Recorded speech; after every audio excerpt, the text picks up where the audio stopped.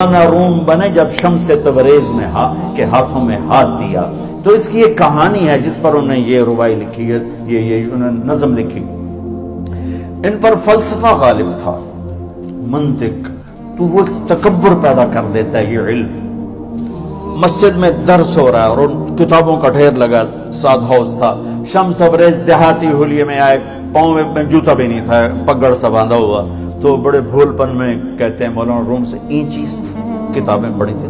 اینچیس یہ کیا ہے؟ تو انہوں نے دیکھا جاہل، تو انہوں نے بڑے تکبر سے کہا ایہاں اس کہ تو نمیدانی، یہ وہ ہے جو تو نہیں جانتا. وہ ایک دم آگے بڑھے، انہوں نے پوری کتابوں کو یوں دھکا دیا تو جا کے حوض میں گر گئی.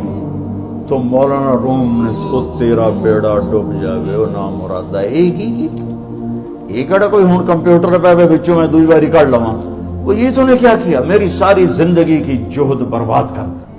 ہم اس کو پانی میں اترے اور ایک ایک کتاب خشک مٹی اڑ رہی اور باہر نکالتے گئے ساری خشک کتابیں دھول اڑ رہی سامنے رکھ دی. مولانا روم اب سر پکڑ کے بیٹھے، یہ چیز یہ کیا ہے؟ تو اب شمس تبریز بڑی معصومیت سے بولے یہاں است کہ تو نمیدانی، یہ وہ ہے جو تو نہیں جانتا، جو تو نہیں جانتا.